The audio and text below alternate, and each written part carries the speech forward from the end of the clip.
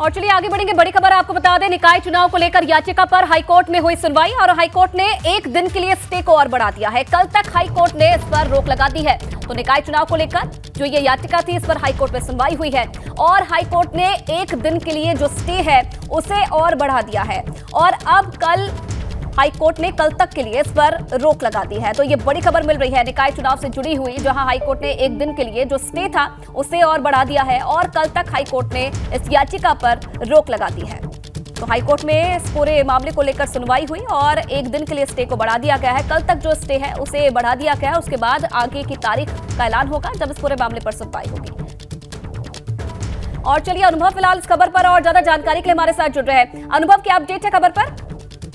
देखिए, बिल्कुल उत्तर प्रदेश में स्थानीय निकाय के चुनाव होने हैं और कहा जा रहा है 2 से 3 दिन के भीतर राज्य निर्वाचन आयोग चुनाव की तारीखों की घोषणा कर सकती है। लेकिन एक पिटीशन दायर की गई थी यहाँ हाई कोर्ट की लखनऊ खंडपीठ में और वहाँ पर जब सुनवाई हुई तो कोर्ट ने एक दिन के लिए स्टे लगाया था आज तक के लिए कि कोई भी जो चुनाव की अधिसूचना है वो राज्य निर्वाचन आयोग न जारी करे।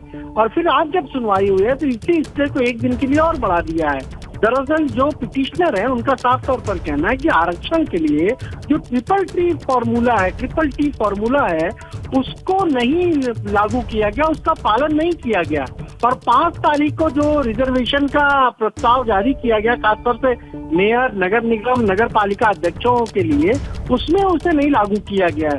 तो उसी के आधार पर उन्होंने ये याचिका कोर्ट में डाली और फिर सुनवाई के दौरान पहले आज तक के लिए स्टे लगा था, फिर आज जब सुनवाई हुई है तो कोर्ट ने स्टे को एक दिन और बढ़ा दिया। चलिए बिल्कुल अनुभव, आप बने रहिए, आगे भी अपडेट आपसे लेते रहेंगे। ये बड़ी जानकारी मिल रही थी निकाय चुनाव को लेकर। और स्थानीय निकाय चुनाव को लेकर एक और बड़ी खबर आपको बता दें, बीजेपी की बड़ी तैयारी है। सभी 17 नगर निगमों में बीजेपी पसमानदा मुस्लिम सम्मेलन कराएगी। पसमानदा मुस्लिम सम्मेलन को पार्टी के साथ जोड़ने की रणनीति को लेकर बीजेपी बैठक भी करेगी और प्रदेश में 17 नगर निगम है। सभी 17 नगर निगम में बीजेपी पसमानदा मुस्लिम सम्मेलन कराएगी और बीजेपी का मानना है कि उपचुनाव में रामपुर और खतौली में उसे मुस्लिम समाज का वोट मिला है। स्थानीय चुनाव में बीजेपी पसमानदा मुस्लिम समाज के लोगों को उम्मीदवार भी बना सकती है। और अनुभव लगातार हमारे साथ जुड़े हुए हैं। अनुभव, जिस तरीके से उपचुनाव में थोड़ा बहुत फायदा पसमानदा सम्मेलन का मिला था भाजपा को, और आगे भी और तैयारी की जा रही है ऐसे सम्मेलन कराने की, कितना लगता है कि आगे आने वाले समय में निकाय चुनाव में फायदा मिलेगा? देखिए, बिल्कुल बीजेपी ने एक नई रणनीति, नई स्ट्रेटजी तैयार किया। खासतौर से जब प्रधानमंत्री ने जब तेलंगाना में कार्यक्रम हुआ पार्टी का, वहां पर कहा था कि पसमानदा समाज को भी अपने साथ जोड़ना होगा।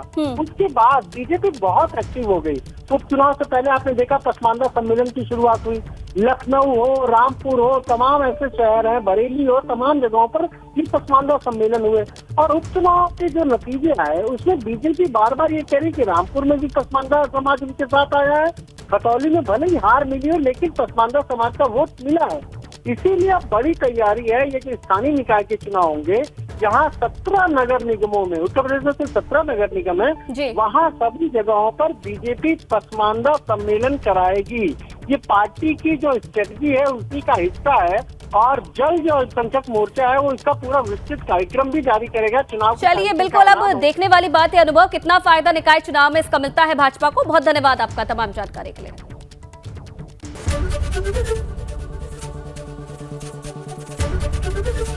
एबीपी गंगा, खबर आपकी, जुबान आपकी।